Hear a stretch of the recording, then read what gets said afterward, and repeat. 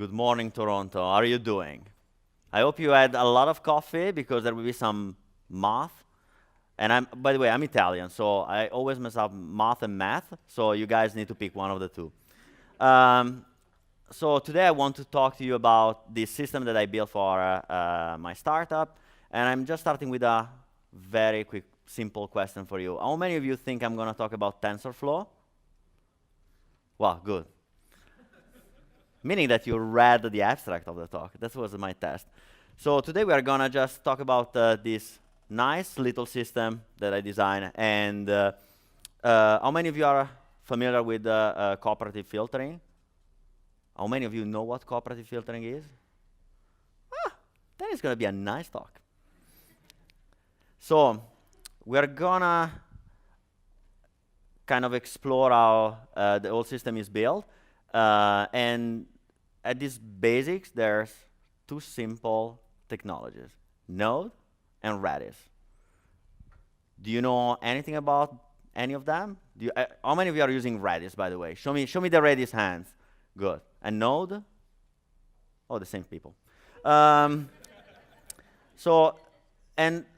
I would like to walk you through a little bit the history of cooperative filtering and what it is, right? Because many of you, for sure, how many of you are using Netflix, by the way?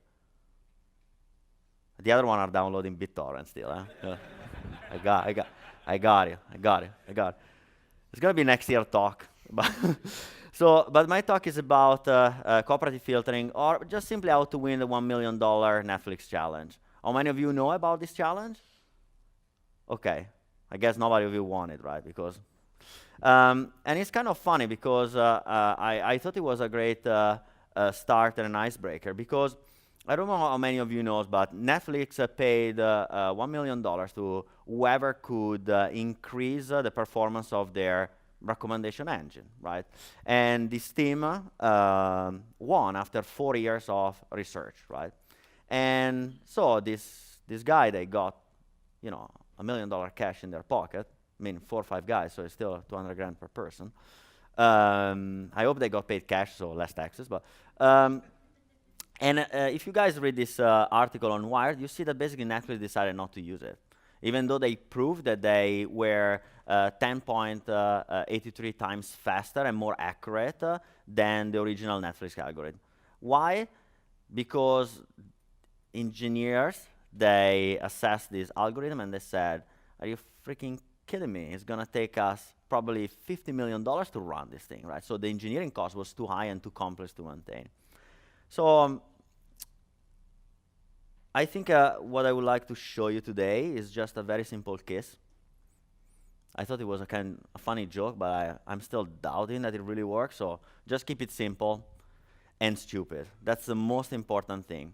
So let me introduce myself. I'm Luca Maraschi. I'm Italian, so I think you can figure it out by my accent. I tell you a little bit of my background. Not that I put it on my LinkedIn. Actually, it's something that I don't put there. But I'm an MIT alumni. I have a background in nuclear physics, and I was one of the first to graduate in AI. And I had the pleasure to work for some time of my life at the CRN. I don't know, how many of you know what the MIT is? Okay, you have a t-shirt, I guess. And how many of you went to MIT, by the way? Maybe I can find some other alumni. No. And I work basically in Geneva at the CERN.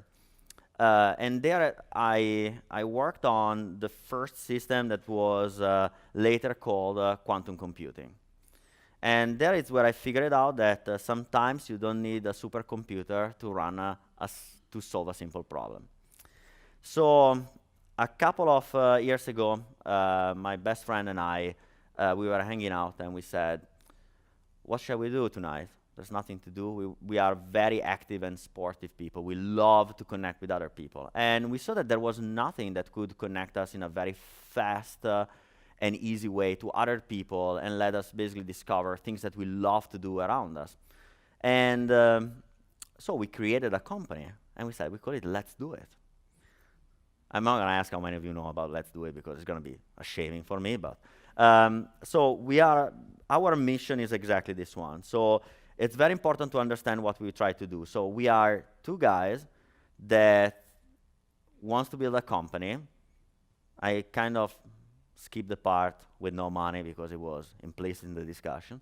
And we said we need to be very pragmatic and fast because time to market is crucial. And we wanted to apply a very fast model to production, right? 90 days to get something out.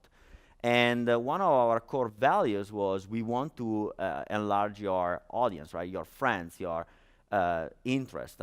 And so we said we need a recommendation system. That should be the core, how we connect people. So that's why we introduced the ideas for you. And, well, this one is the UI, by the way. So what we figured out is that there will be two entities that are very, very interesting. That is, first of all, activities that you want to do. So every user can select his own interest, and he can say, for example, when you play, I don't know how many of you they play golf. Oh, super. So so I'm a scratch player, and I don't want to play with one on handicap 36 because it's going to make my life miserable and their life also miserable. So we don't enjoy. So in golf, they created 3 categories to put people in the same kind of group. And we said there is no system that allows wider in any sport, any activity to embed the concept of skill level. All these things that are interesting, not because I'm telling you about let's do it, and then you're going to download it, but because they're interesting for the algorithm. And then people with the same interest. So basically, we came out with a use case, and it's perfect. Recommend friends and activities around you. Clearly, you don't want to have somebody recommended like 300 miles away. So let's go down to business. Let's keep all the introduction crap and get down to business. So today, I'm going to show you the secret recipe, but I don't give you the secret ingredient. Why? Well, because it's our intellectual property. So we first need to be acquired, and then I'm going to give it to you. So in the world of, so how many of you, by the way, just to get an idea, how many of you have ever been in contact with building recommendation engine at scale? Okay. So the first part is going to be a mathematical and more philosophical introduction to recommendation engine. So the world is divided by 2 big forces, the good and the bad. No, that will be a different talk. So cooperative filtering versus singular value composition. So tradition and history brings us back to a certain type of recommendation. They are mostly content-driven recommendations. So just to give you a quick overview, it means that you take a data set, and this data set is basically generated by scraping data from another data set. While cooperative filtering has introduced a very interesting component. It's, by the way, one of the simplest algorithm that you can even encounter in your life, and it's the one that solves basically the most interesting business problems. So what cooperative filtering does is basically a recommendation-based system where user past behaviors, they are relevant. So time, it's a core element for the system. So what the system does, collects basically historical values and generates basically a similarity index. And that's how people, they get match, activity, they get matches. So there are mainly 2 categories. Just a thought, I was thinking that next time I can represent it with a binary graph, because you will see that everything is split in 2. So there are user-based, that basically they measure similarity between user segments, so from one user to another. And the other one are item-based. Basically, the similarity is between the interaction between users and some of their, well, items or characteristics. And for building this very interesting startup, we need to use both, because I just told you that people and activities are the core of basically of let's do it. So, are you still awake? You need, okay. If you are just falling asleep, tell me I'm clapping so that you shock and wake up. So, the question is, are you ready for some math and not math?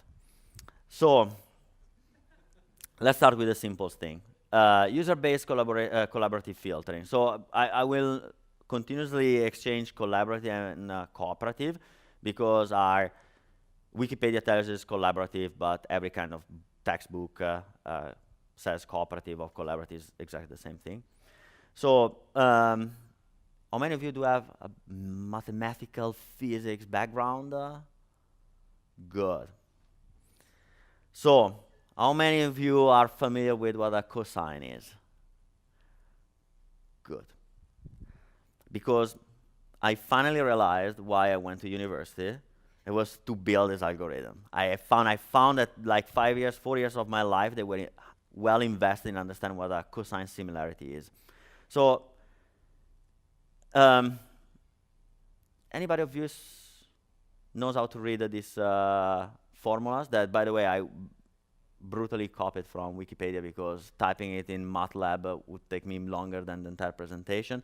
So, what basically cosine similarity does, it builds a curve, and within this curve, there are sweet spot and hotspot.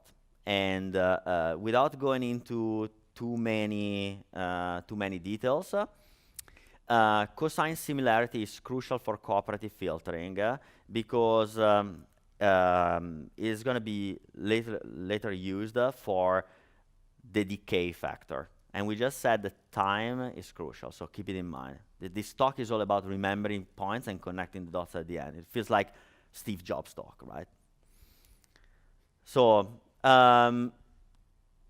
cosine similarity and basically part of the user-based cooperative filter introduce a complexity and an issue that, like we said, time is very relevant. So user preferences might change and hopefully change in the course of time.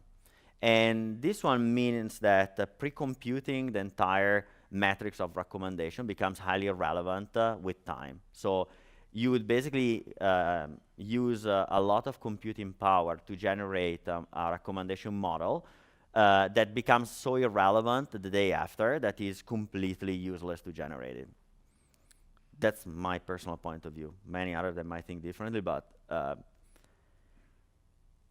there are different approaches that are purely academical to cooperative filtering, and I think the most interesting and most fascinating is about something called Jaccard Coefficient.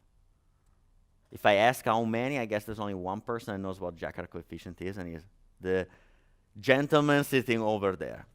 So, Jaccard Coefficient, and I just want to take a small break here and tell you a small story. I'm a storyteller, right? Together with me, that I didn't tell you about, I'm basically the co-founder of the company. We had a developer, a super talented developer, that didn't study AI, right? So I asked him to build this recommendation system, and I gave him the algorithm, I gave him the system design. And one of his main questions was, how the hell do I convert that formula into code, right? And I told him, well, it's very simple, right? We just buy 1 million licenses of MATLAB, we put MATLAB on AWS, we copy-paste the formula because it's from Wikipedia, so we can copy-paste it, and we just run it there, right? And it would make sense, something like that, if I was like as billionaire as Steve Jobs was. May rest in peace. So one of the exercises, I had two challenges, cost and especially scalability on infrastructure was not the challenge, right? We all know you go on AWS, you buy from whatever Russian website a fake credit card, and you basically live on somebody else's expenses on the infrastructure. So we all know how to scale it. The problem is that I had one developer, I had a busy life, and my friend didn't study any mathematics or physics at university, except basic. So I had to find something simple. And then when I said, okay, we go back to basic and we go to Jacquard. And I honestly, what you are gonna see in the next slide is what I sketched for him, and I told him, it's so freaking simple that this one you are gonna understand immediately. So, and it was like, okay, what do I need to do there? And I said, Thomas, it's obvious. I mean, don't you see it? We calculate the similarity there. And he said, yeah, but how the heck do I do it? And I said, well, okay, Thomas, in Italian, we have this joke that is kind of rude, and we say, well, if you don't understand it, I'm going to sketch it for you. He's also Italian. So I said, he's not going to be, he's going to be cool with that. So I sketched it for him. And I said, well, Thomas, it's simple, right? So we have data sets that they need to overlap and they need to join to generate, let's say, to give us the delta. And the delta is that curve that describes the similarity. It didn't work out very well. So I told him, okay, Thomas, let's go through what Jacquard Index is, right? Because we needed to represent how, imagine that you have 1,000 users, right? And you need to find the top 10 users to recommend. It means that they are the ones most similar to me. And I said, well, it's very simple. And I'm going to kind of read it because it's easier to explain. So we have a group, so we need to calculate the intersection over the union. And this one will give us the coefficient. And basically, this thing is this Jaccard Coefficient or Jacquard Index gives us the similarity between two predefined finite data sets. And once that we get that, the size of it is defined by the intersection divided by the size of the union. Okay, so I sent him, this one is exactly what I sent him via Slack. And he said, well, I don't get it. Well, Thomas, it's simple, it's just an index. It gives a value that is between -1 and 1. Guess, 1, you are very similar, -1 is better that you never meet this person because you're gonna end up not liking it. And okay, so all this story to say that basically what we're gonna do, we're gonna take data sets and play with these data sets. And so we were in a phase where we had not a lot of time to build the algorithm, just to give you a small, because we had a demo to do to some investors. And they wanted to see the recommendation, because you know that nowadays, if you build something and you don't put artificial intelligence, this one is not artificial intelligence, by the way, just to set the ground. This one is just statistical computation, nothing AI. You don't need TensorFlow for this thing. Or you have blockchain, right? And I mean, what I do blockchain for events, it would be ridiculous. So we had not a lot of time, and we had to have something fast, quick, and cost efficient. So we had to take a kind of step back and say, okay, we got the math. We know that it's basically just a simple group computation. And but we need to go back to business, understand, are we making it too complex? Is it too simple? Are it going to solve the problem? So going back, we said we needed to recommend what the heck to do right now. That's exactly what the business problem is. So we move into considering the other side of the river, that is item-based collaborative filtering. So you remember, user base was made by 2 groups.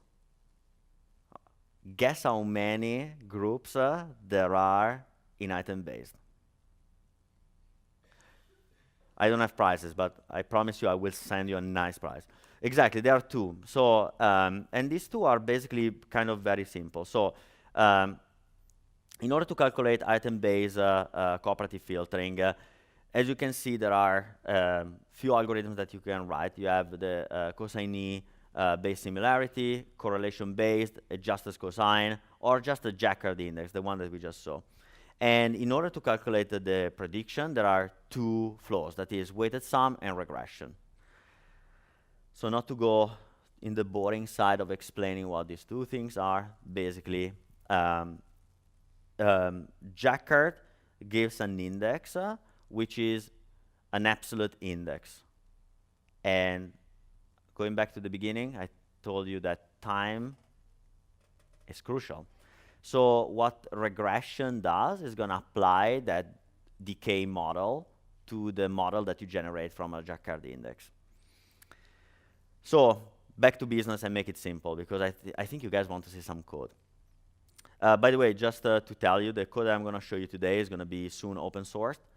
We are just working on finishing the README and everything, so you will be able to use our library if you ever want to write a recommendation system. So the main difference is that we need basically to calculate item-based cooperative filtering, pre-calculate the similarity between the correlated items, shipping to the k, so to the number of neighbors, neighborhood search. So basically what it does, it builds nothing more than a matrix which represent a graph. Sometimes I have the feeling that when you take a book and you read something, you know, and you explain to people, you become too academical, and you need to just get down to business. Say, it's a freaking matrix that represents a graph. So it's like an Excel table that has a traverse, and that traverse represents a graph. Does it make more sense, that one, right? If only books were open source, I could make a PR for that. And all this beautiful complexity that I think is boring everyone in any audience on the planet comes with another principle called slope 1. Slope 1 is basically a subset of item-based collaborative filtering, and there is a white paper for a prediction based for online rating based on collaborative filtering. This slope 1 basically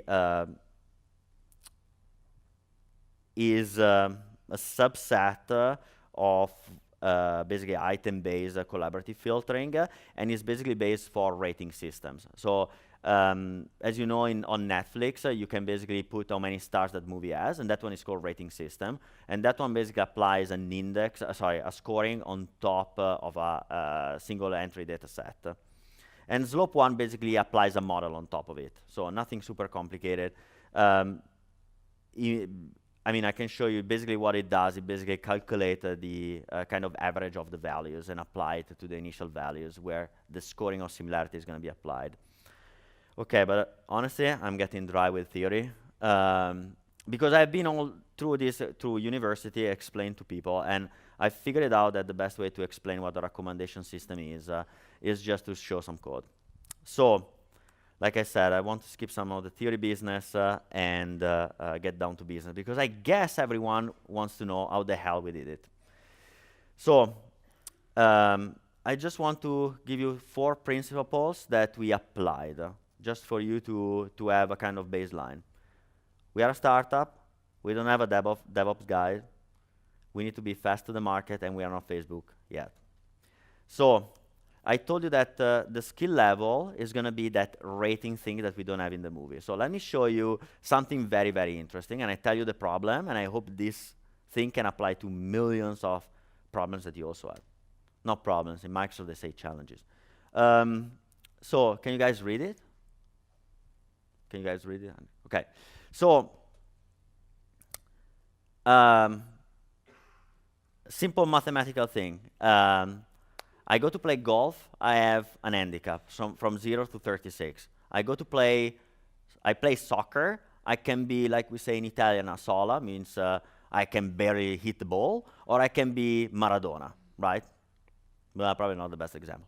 I can be, play basketball, same problem. Michael Jordan, somebody doesn't even know what basketball is. So the problem is that part of our activities, they include data sets that are not homogeneous, right? So in an ideal environment, every single entity would have the same rating system. In our case, no, because how the hell do I rate drinking a coffee? I'm a good, wrong example. You can be either Italian or not Italian, but that one is a binary decision. So, but a drinker, I mean, what you do from somebody that doesn't drink to an alcoholic, right? You know, it doesn't work. So what we applied is this simple piece of code, and we said, let's imagine that every skill level it can be represented on a vector. And this vector, it's a circle. So what we can basically do is, sorry, I was like foolish to think that I had a pointer. So this one is the main core thing. So what we said, let's imagine that we can represent every skill level that is a numerical value, right? I mean, it's a slider. Let's imagine that we take it and place it on a circle, so on a set of radians for people that love geometry. And what we did, we said, well, let's just take basically the max value, the mean value, and basically just put them in this universal scale of 360. So we basically represent every single value as it is a vector, aka a radiant. Just keep it in mind, it's crucial, this thing. Netflix, no stars, 5 stars. Just to give an idea, right? Every movie has the same rating system. We needed to create for the skill level because it's crucial.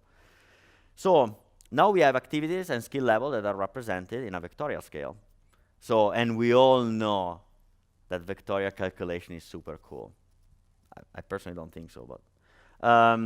So the second thing is that we just, I just talked to you for 20 and more minutes about Jacquard Index.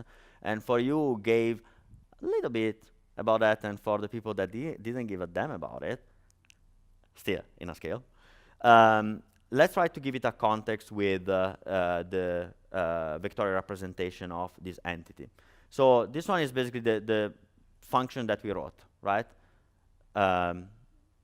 It's just calculation of the plain Jacquard index, and it gets 2 inputs. And these 2 inputs, they are, now you see it's part of our code. These 2 basically input, they are compute in a very, very simple way. So do you remember the formula of the Jacquard index? How many of you really remember it? Oh, because you took a photo. So I told you that we only had Node and Redis. Only things I can do. How many of you know why Node is not the best platform to run mathematical computation? Shout it. It casts or rounds every step of the math back down to a float. Correct. And it is super costly for the CPU, that thing, right? So I said, okay, I don't want to deploy TensorFlow because we don't need it. But you remember, I told you that Jacquard is just a group calculation, groups, right? So Redis represent everything in groups, in maps. So what we actually did, we built a Redis pipeline. This Redis pipeline, basically these 3 steps are exactly what you saw in that beautiful mathematical formula that Thomas didn't get at the first iteration. So we have the union, the intersection, and the delta. So we represent them inside of a pipeline. How many of you are familiar with Redis pipelines? Do you know? Nobody knows what they are, right? So it's basically just to make it very, very simple. It's like a normal transaction, right? So what it does is these 3 operations, they are computed sequentially within an atomic operation inside of Redis. So, but okay, we said that we need to match the activities, right? In this first part, we just get the first data set. So we take user 1 and we calculate his data set. And now we need to match it with the activities, right? So what we do, we run another intersection. So this computation takes just the activities per user and generate another subset. And just to set some kind of principles here, all of this thing happens in memory, right? It doesn't happen in any persistent store. So if something goes wrong with that Redis machine, we are screwed. Well, it's not really screwed. It's that you're going to wait probably for some time before you get a friend. But we said that the skill level is that kind of rating things that is super crucial. So what we did, we just apply that activity score to each of the recommendations that they are generated by the first delta intersection, which is basically done by these 2 beautiful calculations. So, and what we do, we just compare 2 users at a time. And well, the last part is just because we need to basically select for similar results, we need to exclude one. So we just take the one with the best minimal scoring. Clear till now?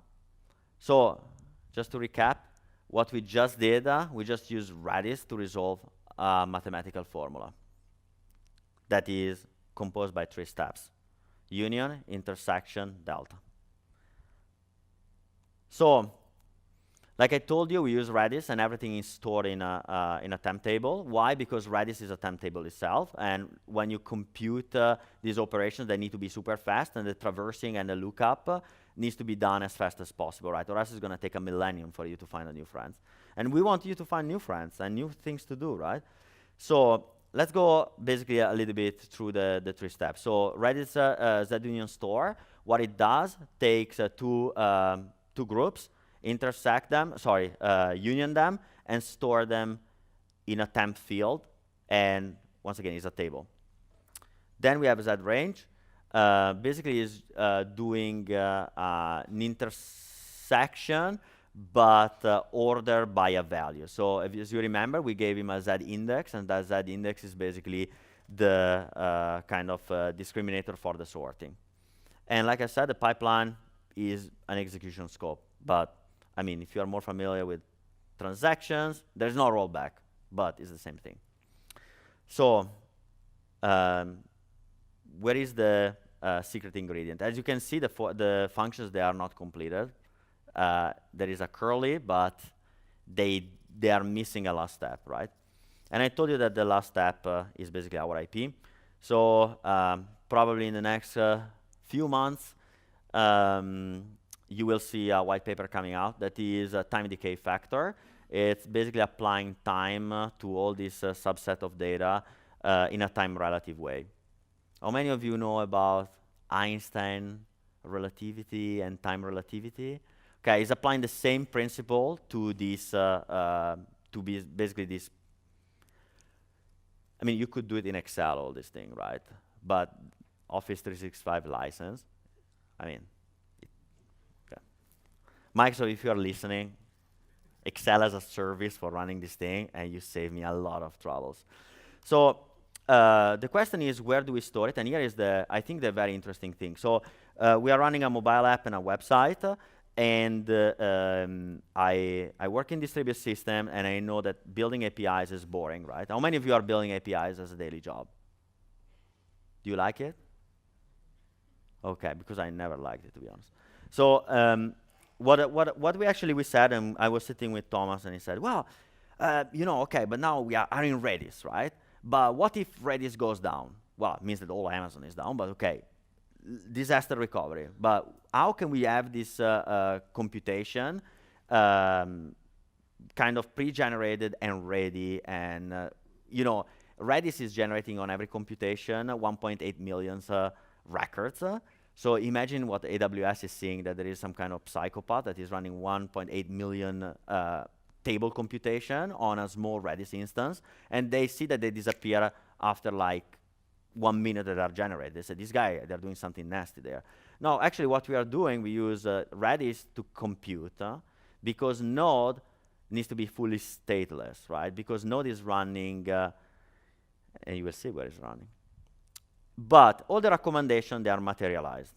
So what we do, we take the recommendation and we dump it in a JSON file. Because how many of you think that real-time recommendations, they are real?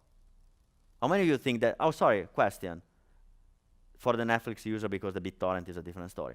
You use the recommended by, or people who watch this movie also watch this movie functionality in Netflix.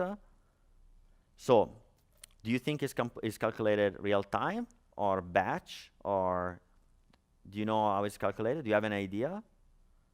How many of you think it's real time? Oh shit, nobody. Well, okay, well then I think you already saw my next slide.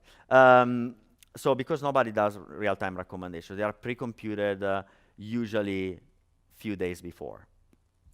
Why? Because what's the possibility that watching 5 more movies would change my recommendation, right? There is no value there, because nobody does real-time recommendation unless you are not a self-driving car.